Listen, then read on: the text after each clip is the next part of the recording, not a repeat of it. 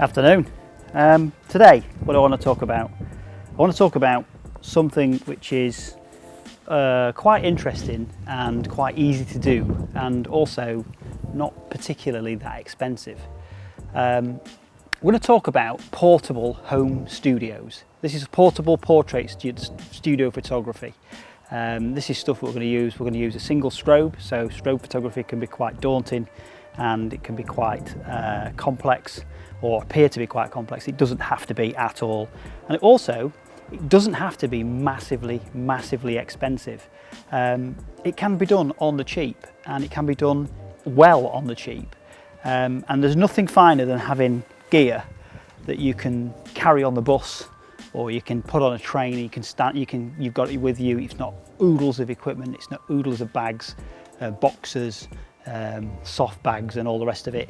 It's also not meaning you have to go to a particular studio and you have to arrange a time and book a place and all that kind of stuff. Some people don't actually want that. What they want to do is they want to do the photography in their own home, and for that you can do that using the equipment that we've got here. So with that, let's go inside and let's have a look at this equipment. Okay, so now we're inside and we've got all the equipment that we need, which basically came from that backpack. I'm going to just run through exactly what it is that we've got piece by piece, so that you know roughly how much it costs and then what it is that we're actually going to use. So first up is, this is a Bowen's mount, which is a clamp basically. And what this does is this allows us to clamp our speed light, which is what we're going to be using for our strobe, into this system here. And that is basically £17. So it doesn't have to be hundreds, it doesn't have to be, you know, a couple of £100 for a Bowen's mount, which you can pay for a couple of £100 for these. But this is a £17 one. I think it's by Newer or whatever they call them. I like this one because it's got a grip on the top to be able to hold this manually. So if you've got an assistant with you, you can basically get them to hold it up and put the light exactly where you want it to be effectively, so you can get them to stand and hold the light if you need to. But that's not the first piece that we're actually going to use. The first piece we're going to use is this. This is a Manfrotto 5001B lightweight stand. You can get cheaper versions of this. There are some that are like 20 quid, some that are even a tenner. I don't know, I do like Manfrotto stuff. So this was, I think it was £40. So what we're going to do is we're going to open that out and we'll show you what that actually looks like. So basically it sits flat on the floor like so. So we just raise it up slightly and then we just tighten it up, and we'll just put that over here out of the way for the minute, because the main event is this.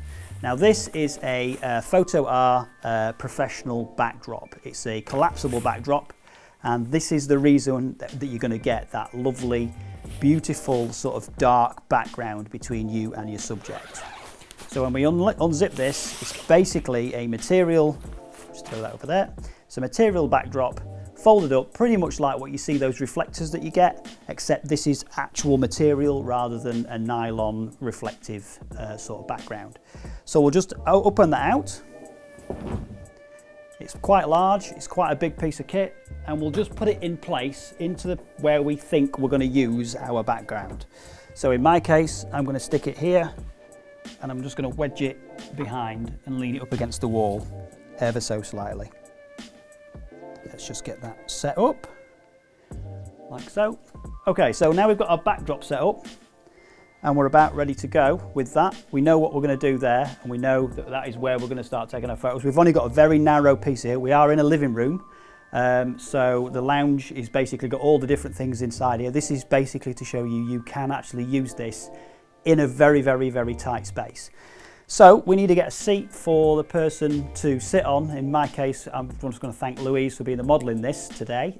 So we're going to just use a coffee table. to get her to sit on that. So I'm just going to move this coffee table and I'm going to sit that in front of the backdrop like so. And I'm going to put that about 1.5 feet away from the backdrop itself. So when she's sat on it, she's got some room to manoeuvre and we've got some bits in between. I'm going to use this coffee table as a seat for me to sit on. So I'm just going to move all this and I'm going to stick it over here for now. And then we're going to move on to the next piece. So we've got our stand set up and we've got it set sort of in a position where we think we might want it. What we're going to need now is we're going to need something to actually put on that stand. So let's get our Bowen's mount. Let's get our speed light. Our speed light is a TT350, which is a Godox speed light. Incidentally, this sort of method works if you're using a speed light with a high speed sync to it. This particular speed light does have a high speed sync and it's also wireless as well, which goes to help basically making sure that everything works on itself. So we'll tighten that up. We'll just drop this on top like so. Make sure this is open so we can get it all in. On it goes. And then we're away to go. So what we can do is we can open this up a little bit. This is basically quite a tall speed light, it's quite a tall stand. It goes to around about 7 feet. But we don't want to go to that height at this particular moment in time. So we're just going to push it up to about here. And then we're going to use the next piece of equipment that we've got. The speed light in itself was about 50 quid.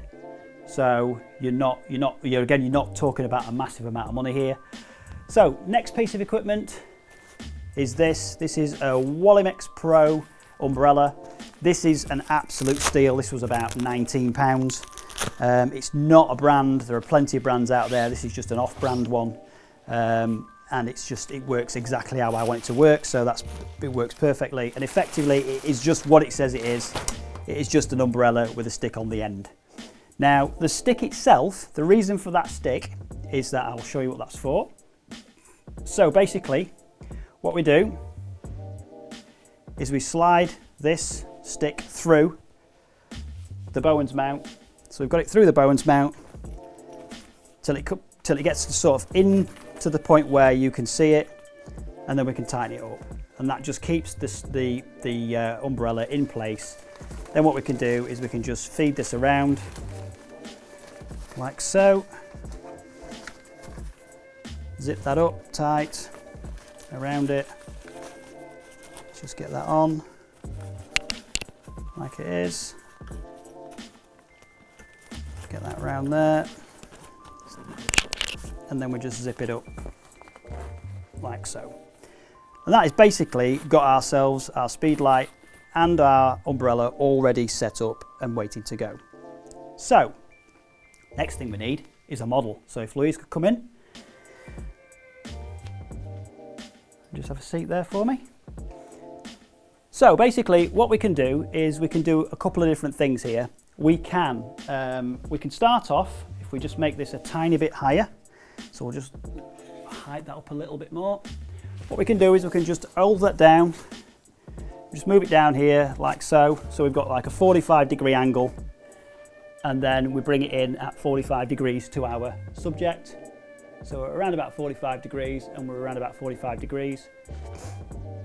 And if you're just using this here, this pipe here, basically what you can do is you can just raise it up until you get it to a point where that pipe is roughly in line with your model's face. So at the minute it's with the shoulder. So what I'm going to do is I'm just going to alter that slightly. Just going to move it up a bit. There we go. So we're now roughly 45 by 45. Now what that basically is what they call a Rembrandt light. And that is a classic shadow that you're going to get across this side of the face. And if you think you're going to get too much shadow or too much light on the backdrop, what you can do is you can fade it by just twisting it slightly. You've still got that 45-degree angle, but now that light is passing past, so you're covering a bit more of this side of the face. You're getting a little bit more light in there and you're not getting so much onto the backdrop. So let's just turn that on. So that's now on and that's now sorted. Okay, so basically that is pretty much everything that we would use to sort of get a nice photo studio within a sort of very small space. There is one other piece of equipment that I do use, and this was £10, and this is a newer 40cm reflector. This is because sometimes we need a little bit more light just under the model's chin or around the neck area, because we don't want those unsightly shadows or the chins or anything like that that come along with taking photographs. So what we can do is we can just set this up, and we'll just show you how I actually go ahead and do this. So what I'm also using is a Godox X2T, which is a remote flash controller. This is also high-speed compatible. I'm using a 50mm 1.8 lens, and I've set that to 2.8. Now the reason I want to set that to 2.8 is I want to be able to keep the eye and sort of round the ear in sort of focus.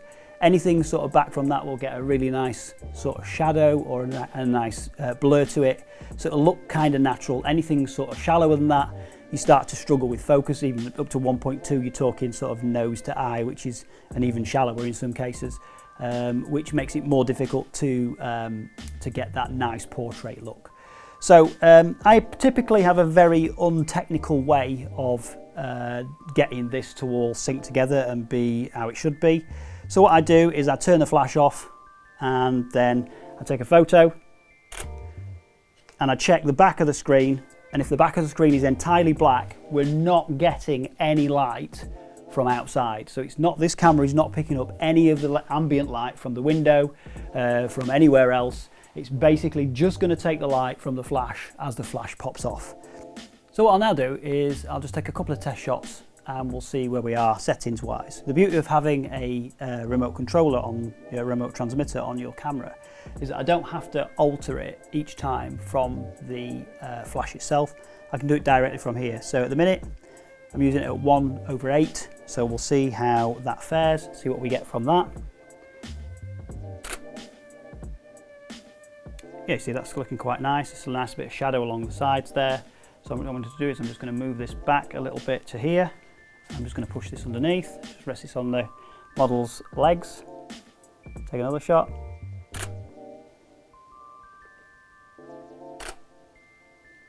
And then we just keep checking to make sure that we're where we want. If you want to move it around a little bit further, you can.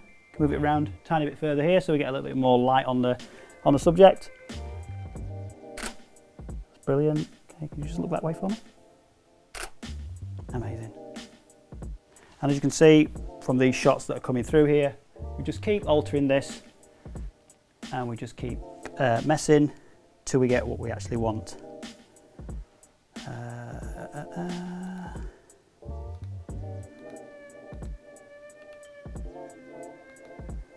So what I'm going to do now is I'm just going to change the power. I'm going to turn the power down slightly.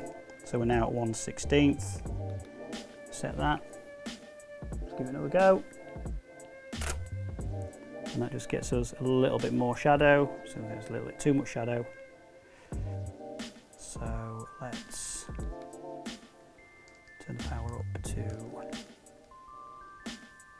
1/4.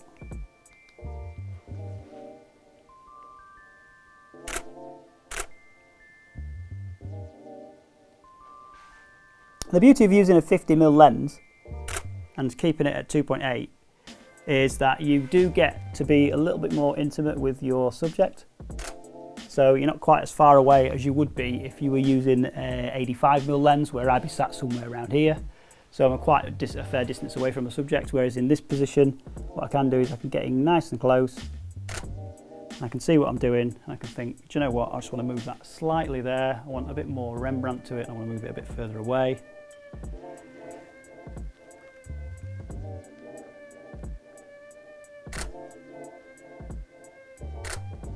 And that gets us some really, really nice shots.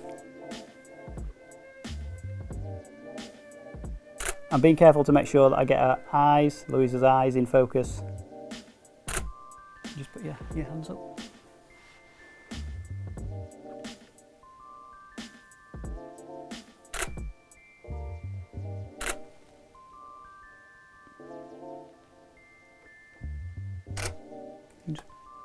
Hold your hair.